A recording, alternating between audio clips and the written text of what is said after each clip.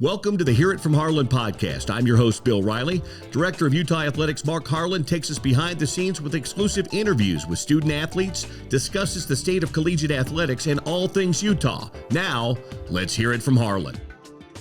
Well, Utah fans, welcome into another edition of the Hear It From Harlan podcast. I'm Bill Riley, play-by-play voice of the University of Utah, and Director of Broadcasting here at Utah, and we are joined, as always, by the Director of Athletics here at the University of Utah. We've got a great podcast coming up for you today. This is arguably the busiest time of year in Utah athletics. Some people think it's the fall, but when you talk about what's going on right now with the winter sports still in full swing and the spring sports all beginning, we have so much to talk about today. We'll have a special guest a little while down the road. McKenna Smith will join us from the Red Rocks Gymnastics team. She is a star both on and off the mat, so we'll talk to McKenna coming up in just a bit. But right now, we welcome in the Director of Athletics, whose name is on the marquee right here, Mark Harlan, on the Hear It From Harlan podcast. How are you? I'm doing great, Bill. How are you doing? I'm doing good with basketball winding down, baseball and softball just on the horizon for me. I'm excited for it. So it's a fun, that's what I'm saying at the beginning. This is arguably, I don't even know if it's arguably, the busiest time in athletics at Utah. It really is. And it's, as you said very well, the most exciting time. I mean, if you look at last Saturday, bouncing down, we had the historical Syracuse lacrosse team, Jim Brown's team back in the day, who came out, and we had a record crowd at Rice Eccles.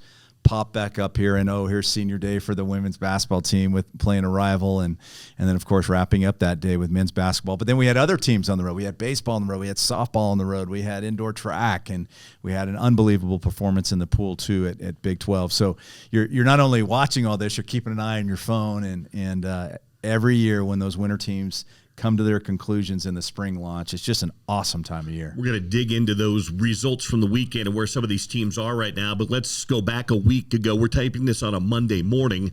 A week ago today, some rather large news in the world of Utah athletics. There was a change of leadership at men's basketball. So I'll lay it to you because you were the man that made this decision. What went into that decision, Mark? Well, first of all, Craig Smith is a great man, and his energy and passion for the time that he was here was greatly appreciated. He brought in some really good young men to the program that have really leaned in on being Utes, and it's a tough time, with any sport as we manage these changes. But you could argue that men's basketball is one of the toughest, with well over 50% of the roster changing every year. I did a deep evaluation, as I always do with all the sports, and just felt like the time was right for the sake of the program. It's always about the program, the way I look at things, and I felt like it was in our best interest to make a change. I felt like we had a really good group of seniors on this team that are mature enough to handle that change at this time of year. Felt like we have, Josh Eilert, who's a very well-experienced coach, particularly in this conference, who's got great respect from the team along with the rest of the staff. So I felt like they had the maturity to be able to handle that change, which allows us to really dive into the decision-making we have to do, maybe ahead of the end of the regular season. So all of that went into it. But I want to emphasize again that Craig did a lot of work here. I know in some respects, he was picked lower, by the media. We certainly understand that they've won some really exciting games in his tenure, and I absolutely wish him the very best. So you kind of hinted at this. Has the search process begun? Because there are some other openings in college basketball. Is there a timeline that you have with this? Where are we with that? Yeah, we're definitely off and running. You just said we're taping on a Monday, and I'm reminded it's a Monday. This is an incredible institution with, proven success, Final Fours, appearances, recently, really, I say recently in the last, period of time in the championship game. We've won a national championship here, as we know.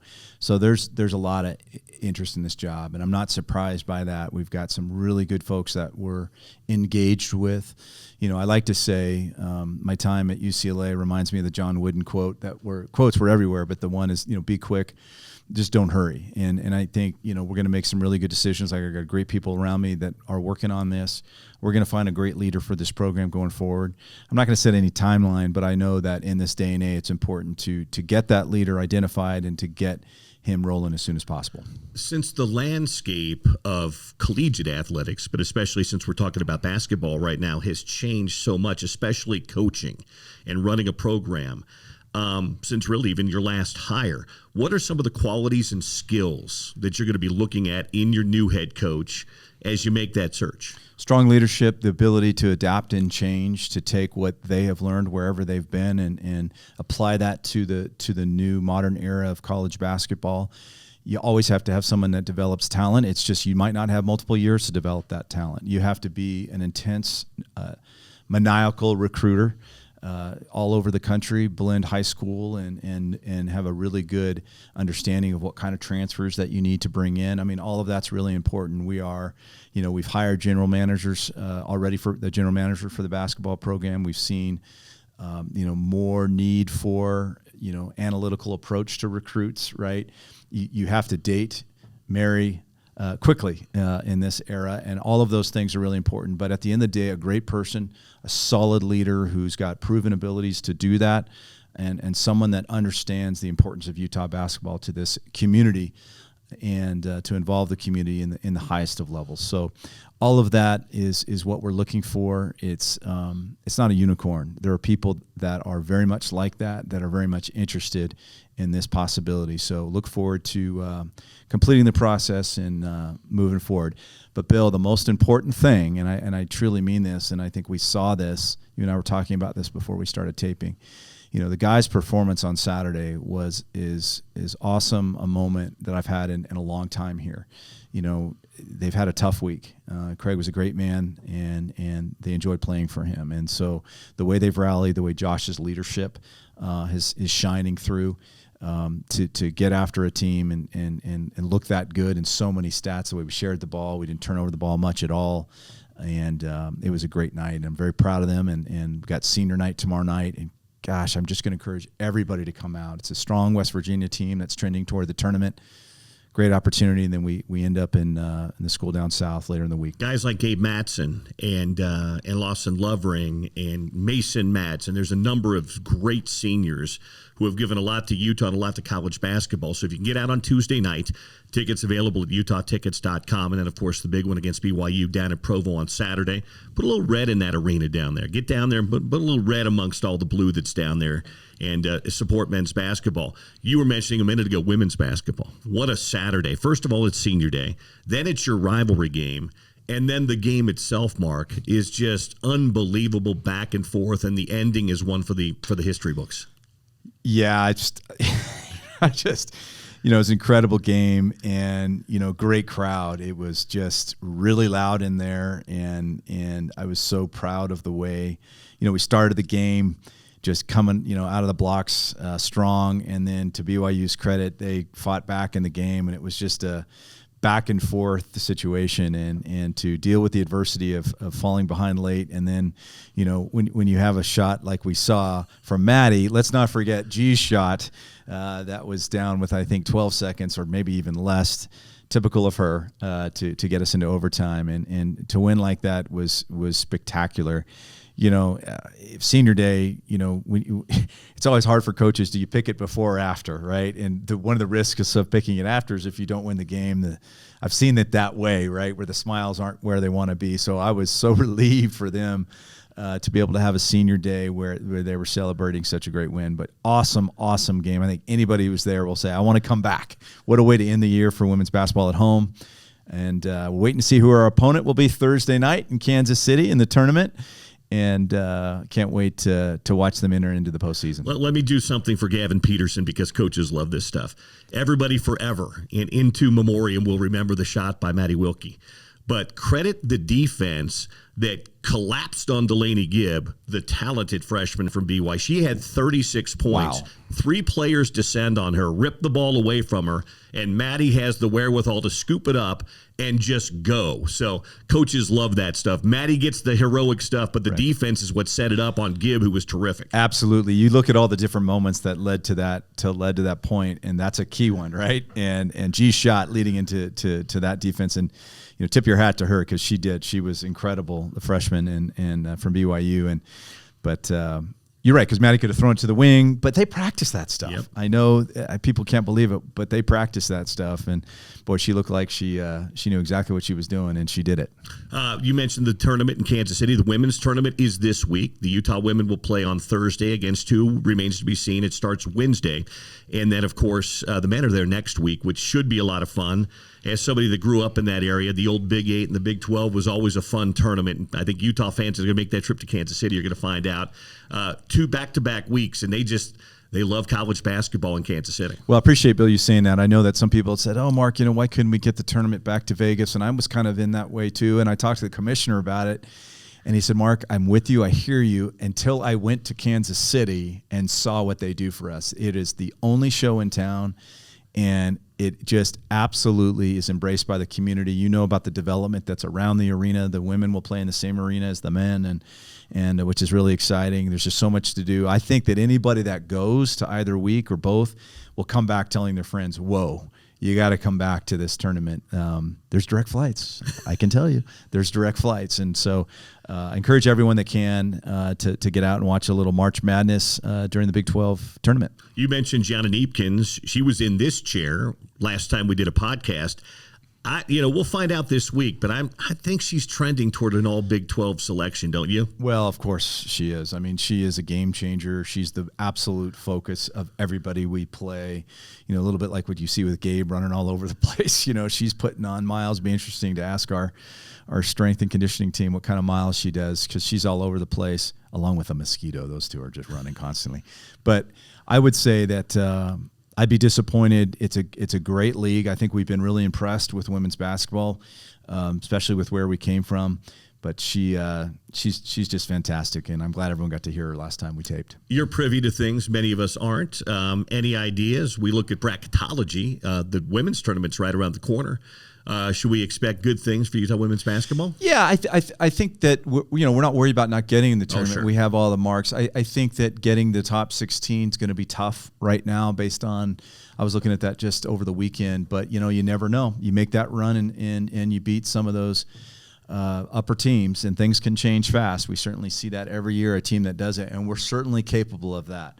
And I think that the kind of confidence we have coming off Saturday, you never know, because if you get into that, we get through that first round, then you're going to see, I think, the 3 seed there, and then you just goes from there. So certainly if we make a run that we can crack in, which of course in the women's game, for now, I think we could see a change in that in the near future, we would be able to host. And so we're prepared to host if we get to that situation. One of the rare teams that did not have anything going on last weekend was women's gymnastics. I think everybody else was in action. They had a bit of a bye weekend, but they're going to finish up this week at Washington and then come back home for senior night against UCLA. Yeah, sounds circa last 12 years. 12?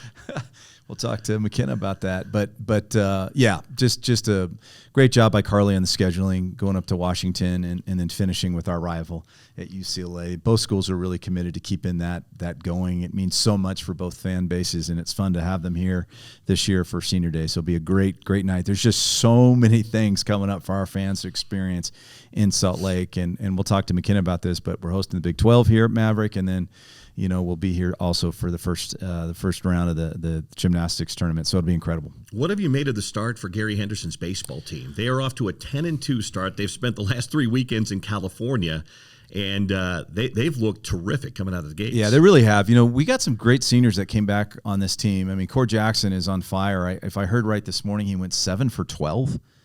I mean, that's remarkable. May have been 7 for 14, but just a remarkable weekend for him. The arms are great. And, again, for Utah baseball to come out so hot when, you don't get to play outside a lot. This year we've been blessed, obviously, with having more outside work. But they're off and running. They got one more non-conference, and then we'll jump into the Big 12. Yeah, and one shout-out, Coulter McAnally, speaking to those arms, was not once but twice already named Big 12 Pitcher of the Week. Which is really impressive. This is a serious baseball conference, and to win that award like he has is just incredible. A couple of other notes on sports around the department. Men's and women's tennis underway. Men off to an 8-4 start. Beat Denver in a 4-3 thriller over the weekend, and the women tough setback at Arizona. Yeah, again, both programs are off and running. Really on the women, obviously with a new coach, she's doing a great job. And on the men's side, I was able to watch them beat Arizona State a couple weeks ago. Arizona State's really well thought of. So, kind of a new team in men's tennis, a lot of new faces, but they're doing a great job. How about swim and dive? How about swim and dive? The men finished third at the Big 12 championships, and the women's dive finished first. Just an incredible performance, to have that kind of incredible league, in the first championship, getting in front, just a great job, in great individual performance. We won our first individual Big 12 championship, but really pleased with Jonas, his staff, and all those student athletes, and, we'll get ready for the NCAAs. Mr. Helling got that first Big 12 dive title for us off the platform, so congratulations to Jonas and his side, and a big week this week for ski. They're back east in New Hampshire, and of course, all that Frederick does is win championships or come close to it, finishing second. They're in Lime Center, New Hampshire this week at the Dartmouth Skiway, and they'll go after their 17th championship. Yeah, boy, they're incredible. They've just been dominating all year. Won the RIMSA, as they call it, beat Colorado and others in that. So they're coming in hot, It's such an interesting sport because some of them have to be in international competitions and all that. But when it comes to RIMSA and it comes to this one coming up, they all come back. So we'll have our A team ready to go. We lost it by, I think, 2 points last year, or maybe even better said, 0.8 seconds. I'm tired of the Colorado AD reminding me of that. Your buddy year. Rick George? Yeah, George Rick, whatever his name is, reminding me of that. And so I really look forward to seeing him the week after. But they are ready. We had an amazing home competition up at Olympic Park last week, and can't wait to watch. Lacrosse off to a little bit of a slow start, but boy, they've faced so many ranked teams, and they had what you would call lacrosse royalty. Team that doesn't come west very often, if ever. Syracuse at Rice Eccles, and a huge crowd on Saturday. Yeah, I pulled up on Friday coming back from a meeting, and the Syracuse lacrosse team was all laying on the stairs heading up to Huntsman, all in their shorts, soaking up the sun because, and there was like 80 of them. I mean, I've never seen as many people outside of a football team. And I went up to one of the coaches and said, thanks for coming. Yeah, great team. Obviously ranked second in the country. Didn't get the result we wanted. Drew just schedules really up, and I love it. Right, we opened the season with the win at Ohio State, and we've had a little bit of issues since then. But he's so good, and he's preparing us for the ASUN, which is the conference that we're in for lacrosse, and they will be where they need to be. I can assure you that as the season marches forward. One last note: softball, much like baseball, has spent a lot of time in California. Had a tough weekend, but they did knock off number 23 San Diego State. Yeah, Saturday they won a doubleheader, including over number 20. So I'm hoping they can use that to get their confidence back. It's a tough sport with a lot of games this time of year, and I know Amy's probably pulling her hair out because I know how competitive she is, but she's so good. She'll figure it out, and we'll get better and learn from the preseason. First home game coming up for softball is March 20th. Folks, it's already March, so we're like 2.5 weeks away. They'll host St. Mary's for their home opener. All right, that's going to do it for kind of our Around the Department roundup. We'll take a quick time out. When we come back, McKenna Smith is going to join us, Red Rocks gymnast who is very popular and very talented both on the mat and off the mat. Mark will talk to her coming up right here on Hear It From Harlan. Follow the Utes on social media by searching for Utah Athletics on all social media platforms. Well, we have a superstar student athlete here today, and I can't wait to talk to her. McKenna Smith, who is on our gymnastics team, as many of you know, who also happens to be a very professional, I guess we're allowed to say that these days with these student athletes, podcaster herself, and we're going to get into that in just a minute. But McKenna, thanks for coming today. Oh, of course. Thanks for having me. Bright and early on a Monday, up and rolling. So let's talk a little bit about you before we get into the team. I mean, it seems like you've been here for 5 minutes because I just remember you burst on the scene as a freshman and you were just the energy and have remained so. But my goodness, we're sitting here near the tail end of your junior year, right? Yeah. Has it gone as fast as it seems? Yeah, absolutely. I swear, like every summer, I'm like, oh, okay, like it seems like it's been a while, and then we get into season, I'm like, there's no way I've been doing this for 3 years. Like, I remember my freshman year like it was yesterday, and I can't believe it's almost over. I know, it's just crazy, but still got a lot left. Oh, yeah. Both of this year and for you. So I think when I talk to fans, including my own family that comes to the meets, one of the things that they talk about is you. That watching you perform is stunning, and the year you're having and the career you've had here is just absolutely spectacular. But they love watching you when you're even not competing because the way you interact with your teammates, it feels like a real authentic looseness that you bring to it. Is that how you've always been with gymnastics? Oh, yeah. I feel like it took me a while to get there. It was definitely like a learning curve in like high school, but there was a specific meet. It's called Nastia Lukin Cup. It's like it's our big meet for like junior Olympic gymnastics, and it's so much fun. And I remember she's now a former collegiate gymnast, and now she's a coach at University of Kentucky, Raina Worley, sorry, I messed that up. But she had like the most fun out there. And I like asked her, I was like, how many times have you been here? Because I was like, you just seemed so unrattled. And she's like, I did all the work. Why not have fun with it? And so I feel like that really like changed my perspective on stuff. And so like Carly went and watched me my senior year at regionals. And so they have like how regionals works when you're in club is there's like 2 separate sides, and like they share a floor, and there's like 4 sets of bars, but 2 are on one side, 2 are on the other side. And I have friends because I've been in that region for so long, and I was like supposed to be competing on beam, but there was like some delay. So I walked across the entire competition and went and started talking to my friends. Right in the middle of the meet, because I was going to ask you about this coming up in just a second, so keep going, because that might explain something I was going to ask you. Oh yeah, no, so I walked like all the way across the floor, started chatting it up, and like I'd already warmed up. Like I was up next to compete and probably like 4 people or something, and I was like, I'm gonna go talk to my friends over there. And then I like waltzed back over, and Carly was like, you're just all over the place. You just make friends with everyone. And I was like, yeah, why not? Yeah, well, I can see why Carly loves that. And I was just gonna say at the last home meet that we had, you were walking around with your glasses. Oh yes. And I know that's been a real subject of people. And I saw you. This was, I think, between beam and floor break. Mm-hmm.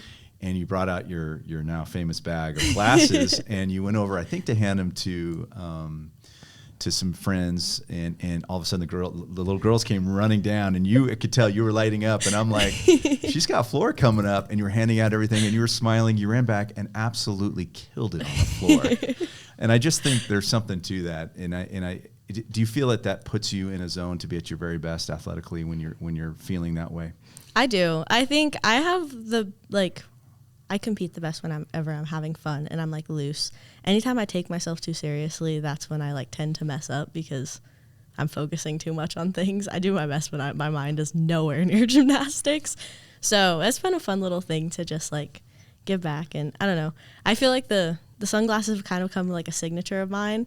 Absolutely. And so I think it's really fun that I can like use like my NIL stuff and everything to like buy these glasses and like hand them back out to the kids. And it's just, I don't know, it's really fun. It brings me a bunch of joy. And then I get a bunch of like DMs of like parents that they're like, you made my kid's night from giving me the glasses. And I was like, well, when you I was watching this closely because I had a big smile on my face, and when you ran back to the floor, and you didn't get a chance to see, but I saw those faces of those girls. One girl was like hugging the glasses as she was walking back up the aisle. That's so cute. And that's what it's all about. And I just really appreciate you're giving back, and then you're like jumping on and getting dang near a 10 on the floor right after. So let's talk a little bit about the team. You know, just such a fun group, right? As we've been talking about in terms of your energy, just a mixture of really good leadership with you and others. And then we've got the freshman class, you know, kind of reminds me of a few years ago. You kind of came in under a similar situation when you came in as a freshman, and then you had these seniors. So just talk to me about the team. It just appears to have a great vibe. It's really awesome. I feel like a big word that we use this year to describe ourselves is like a family. Like we all care about each other like as a family. And I feel like that's so true. And I feel like you can see it on the floor too. Like we care so much about each other. We're so happy for everything that everyone does. And it's just amazing to like see that. I know another thing that we've done like a little different this year is we do have these like leadership pods opposed to like captains. And so it's really fun because it's like really emphasizing the fact that everybody can be a leader, and it's allowing the like freshmen to like step into like leadership roles, even being freshmen and new to the team. And so I think it's really fun to see that, and I can't wait to see like how they develop into leaders because I can see it in them now, and I'm like, oh my gosh, you're going to be awesome in a couple years. I think giving freshmen a voice is just, it kind of was counterintuitive 5-10 years ago. Yeah. Because, you know, you got to earn your blah, blah, blah. But I really think Carly's talked to me about this. We had a talk about the leadership pods, and I'm glad to hear that it's working, because when she described it to me, I thought it just made a lot of sense, right? Because everybody needs to contribute, and they need to feel free to contribute. And so that's great. So you guys are, right there. I think we hit something like, we're top 5 in every event, which hasn't happened here. I'm looking over at our incredible crew over here, but I understand it's not happened in years. Yeah. So it's a real testament to the depth of the team. You've got an interesting stretch coming up. It feels like the old Pac-12 days. You've got Washington this weekend when we tape this on a Monday morning. Yeah. And then UCLA. So it does feel like we're going to go see some old friends. So what a great way to do that after, of course, clinching the Big 12 championship, our first team championship, which is so incredible. So talk to me about the finish, and then, of course, postseason right behind it. So how are you guys feeling going into this final stretch? I feel like we're feeling pretty good. The last meet was like really good. I feel like it was one of our like breakout meets. Is like, that's what we like to call it every year, when we kind of piece everything together and have the realization that we're like, wow, actually we can do everything that we've trained, and it's awesome and it's amazing. And so I feel like going into this last stretch, it's like so fun, and having that confidence is awesome. And we love competing at Washington. The girls are so sweet, and it's such an amazing place. And UCLA is always a fun one, and they're at home, and it's senior night, so it's going to be real big. It's going to be rocking. Oh yeah, it's going to be quite. And then we've got a real interesting, as you and I were talking about. We're excited. The Big 12 is bringing the championship to Maverick, which is a plug for everybody to go out and support. And then we are hosting the regionals. We are. So we've got a lot of Utah time coming up. Absolutely. A lot of time in your own beds as you go through this period, with the exception of the trip to Washington. Yeah. And then, the sky's the limit. Do you feel that way? I mean, it just appears that the joy is there, and certainly everything you guys are doing. And so let's get back a little bit about you off the gymnasium and off the floor, gymnastics floor, I should say. So somebody has a 4-legged friend at home. I do. And you and I were talking about. You keep saying you're going to bring her over. Yeah, he needs to calm down a little bit. He's so crazy. He's like 7 months old, and he doesn't realize that he's like 70 pounds. So tell everybody what kind of dog we have. I have a Bernese Mountain Dog puppy. He's so cute. His name? His name is Brewski. Brewski. It's funny, I was out walking the dog this morning, and I saw that same puppy walking, that same breed, and the lady was so exasperated because the dog would not do anything, and my dog walked by, and her dog went nuts. So is that what your experience, this puppy? Honestly, he's actually very good. He's just the excitement of meeting someone new. We've almost mastered the, I'm not going to jump on the person. However, the jumping's still there. It just happens in front of you, just up and down like a pogo stick. You can say this to me, because I'm not going to get you in trouble. Has he run around in the dumpkey and experienced that bouncy floor or anything like that? Well, I'm trying to think. I brought him in, there was one time for a leadership meeting or something, because we were going to be there all day, and he was upstairs. I got a couple professional photos with him. He didn't jump into that pit where all those things are? I don't think he could get out of the pit. I think he'd sink. And even when he was a puppy, he was a dense puppy. When I brought him home, he weighed almost 20 pounds. That's incredible. At 8 weeks old. Well, so would you please bring him over? Because Lisa and Charmel and I want to finally meet him. We've heard so much about him. He's so cute. The other thing that you have just been remarkable in is your leadership of this department, which is why I've gotten to know you so well. You've been on our Crimson Council group, the leadership group, and going through all these changes in athletics. You mentioned NIL earlier and how we're managing it here. But you've also even gone further into the Pac-12 leadership and the Big 12 leadership. So talk to us a little bit about that experience. Oh, it's been so awesome. I got the opportunity in the summer, I don't remember which month, in the summer sometime, to go to Texas to the Big 12 headquarters and do the Big 12 SAC stuff, and that was so much fun. It was so cool. If you can't tell, I really like talking and I really like meeting people. So this was an opportunity that I got to meet people across the conference, and I got to make a bunch of new friends, and it was so much fun. It was really cool. We had the opportunity of making what Pac-12, it was salt, if I remember correctly. That is right. Yeah, we had the opportunity to make a new version of that for the Big 12, and I think we're calling it Lift, if I remember correctly. That is absolutely, that's right. It was really fun though. To me it was super cool because I felt very grown up because we like got to sit in a room and they're like, you guys figure it out. You got a couple hours, you come present it to us, and then we'll tweak it if it needs to be tweaked. And so I thought it was really awesome that we had the opportunity to create something. It's great because I do think, and I give the Big 12 credit, I mean, the Pac-12 was leaders in student-athlete governance, student-athlete voices, and the Pac-12 schools that came over were very insistent on doing that, and the commissioner and the staff have been great, embracing that, and I appreciate the work because that's so important. Your guys' voices here are so critical for me and the rest of the team, and so, I just love student athletes who don't get too focused on their bubble of their team, right? And I think this is a great way to do it, and you follow a line of a lot of gymnasts that have been great leaders here. Oh yes, so I really appreciate.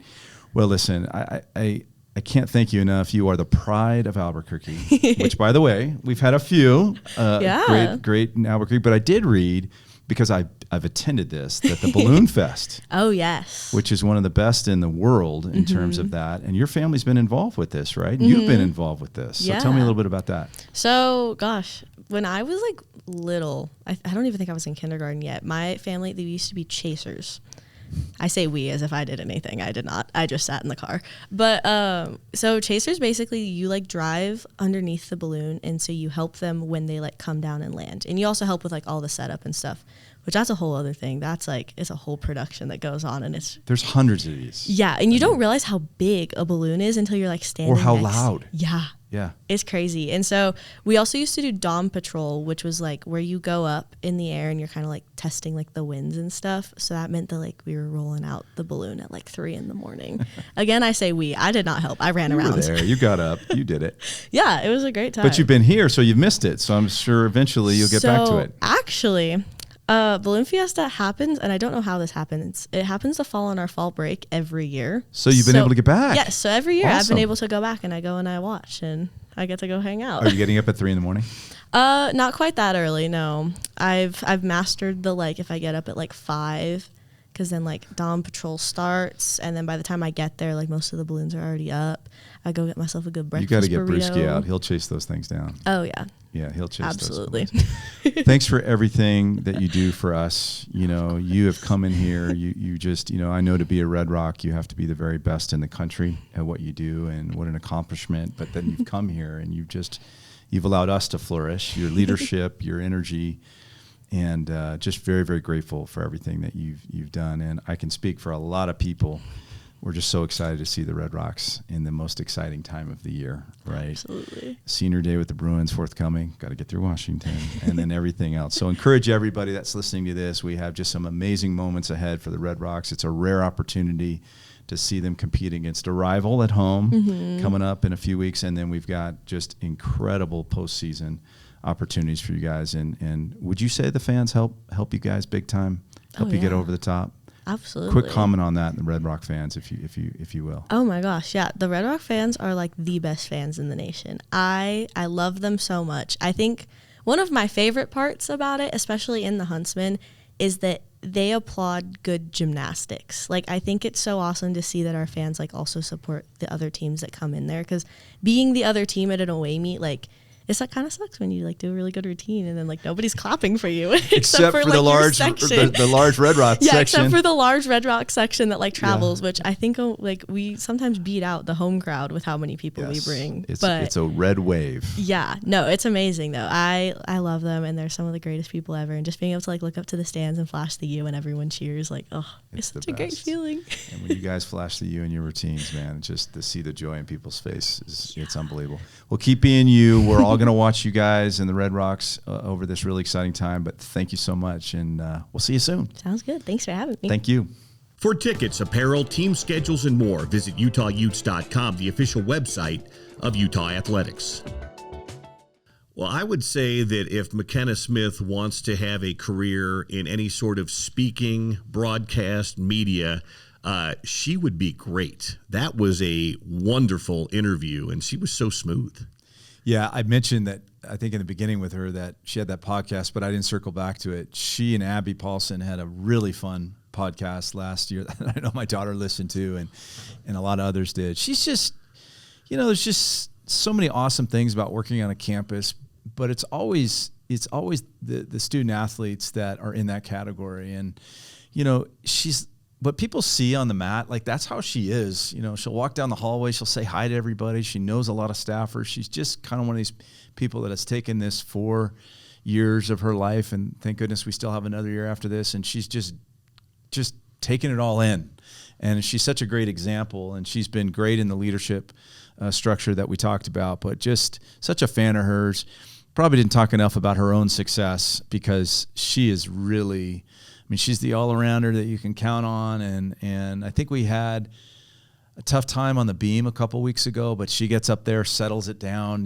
That's just who she is. And she's just a joy. And I'm glad we had a chance to have a good conversation so people could learn a little bit more about her. We were talking earlier about all the things that are going on right now in March, with winter sports wrapping up and spring sports beginning. Well, we're only a couple of weeks away from a fall sport beginning its spring practice, which everybody gets excited for. But in a couple of weeks, Kyle's going to have the guys on the field for spring football. Yeah, it's so funny because spring football has always been, kind of I was thinking all these years of you just get the group back together again, and you got that one senior class that's out. But I had to laugh when I'm going to speak to the newcomers on football tomorrow night. 46. Let that resonate a little bit. And it's just the nature of college football. I was talking to some ADs after that number, and they're like, oh, that's, we got 54. So it's the nature of the game. So I say that because spring football becomes even more critical than ever. You throw in a new offensive coordinator and a new system we're going to be putting the offensive guys through. It's just going to be an awesome spring to get out there. And I was with Jason Beck a lot on Friday, and we were talking about this. He is so excited to get out onto the field with these guys, and some of the new players that I have met with are excited, along with the vets, because we still have some great vets and some great leadership coming back. Witt's got a jump in his step, so it'll be really, really exciting to let that get started. I think one of those new faces going hand in hand with Jason Beck that people are excited to see, because everybody pulls up the video clips and highlights, Devin Dampier might have a chance to become a new fan favorite pretty quickly. Yeah, he's awesome, and what a great personality too. We had him speak to some donors before a basketball game, and he just has a presence about him, I should say. And he's also from outside of Tucson, where I spent many years, so you got to respect that. Throwing the ball in the 115 degree heat makes you tough. But great young man. You need that from your quarterback, and he's so honored to be here, and you can really, really feel it. So he, amongst the others, will mix in with a group of just incredible leaders coming back, and I'm excited to get out there and watch him. And I know that there's been some conversations about canceling spring games. Whit and I have talked about it. He feels like let's give it a go again. So we're planning on doing that. Things are subject to change, but that's our plan. And it's just so important for our fans to be able to see our group and out there working. So we look forward to that. 22 Forever spring football game coming up on April the 19th. We want to see you at Rice-Eccles Stadium for that, but if you can't make it that day, we'll have the ESPN Plus broadcast. We'll have the whole crew together doing the broadcast on ESPN Plus, and maybe we can wrangle you for a few minutes on that broadcast. I'd love to. And then, by the way, you and everybody on the ESPN Plus broadcast have just been terrific. Really appreciate it. Much appreciated. I want you to kind of shed a little light, maybe give a little explanation, because I think there's a lot of confusion, maybe not a lot, but some, about the NCAA settlement, which is coming down, which is going to obviously be a big part of collegiate athletics now and the new NIL world that we live in. So if you could explain to our listeners a little bit about what this settlement means, specifically to the athletic department at the University of Utah. Confusion in NCAA. I know, it's hard to believe. I can't believe it. This is go time as it relates to what I'm referring to as the biggest change since young men came back from World War II, integrating back into college sports. There's no question that the moment is upon us. And so, very briefly, because I don't want to bore my mom, who's the big listener on this show, I imagine, we have settled these cases that have been ongoing for years, which basically centered around the inability of student athletes to earn and profit off their name, image, and likeness. So in its simplest form, there's two pieces of it. One is the damages. Any athlete in the last 10 years is now subject to be able to go on to and sign up and be a part of the class that was affected by that. That's a $2.8 billion damage with a BE bill. Utah's responsibility of that will be $1 million a year over 10 years, total of $10 million that will come from a lack of distribution from the NCAA. Okay, so we won't get that distribution that typically comes out of the tournament. We'll still get distribution, but it'll be $1 million less. The second piece, so the settlement encompasses 22% of all revenues within the Power Four. So that equates to $20.5 million for any school that opts in, and of course Utah will fully opt in to that number. And we have been preparing for this moment for a long time. Obviously, it's additional revenue generation. We're working on a lot of that. As we go forward, not just our typical from tickets and donors, which are always critical, but also other creative revenue opportunities. We've hired a chief revenue officer, Patrick Nolan, who maybe we should get on this podcast to talk a little bit about what he and the rest of the team are working on. So we are heading in that direction. Every university is able to take this revenue distribution, as I mentioned, and decide where it goes. We have been working daily, sometimes nightly, on how we're going to do that with our teams. Not every team is going to get revenue distribution. It's just the way it is. This decision to settle came from a true belief that if we didn't settle, there was going to be a loss that was much. I say we, NCAA. And so we are working on that now. Each team will be competitive in what they're doing. That's a big focus of mine. And we're looking forward to getting the final way we're going to do that. We're working with all our coaches on that right now. This means that the Crimson Collective, who has been phenomenal for us over this last 2.5 years, working with donors to help us, we will now move toward it coming to us, right? Because we're now able to distribute this revenue to them, okay? And that's a critical piece. And I just can't thank the Gar family, leaders over there, and the board that has been terrific for us to maintain and retain incredible athletes through these last few years and help us recruit some really good ones too. We will now be in a space where we're distributing this revenue, but we will also be assisting our athletes with the ability to still pursue name, image, and likeness. And we're working on a lot of different avenues to make sure our students have a great platform to do this. What's interesting about this, and this is specifically in the settlement, is when it comes to this wild, wild west that we've been experiencing the last few years, I would say it's beyond wild, wild west. It's wild, wild America in the south and in the north and the south, and then a little bit up in the south.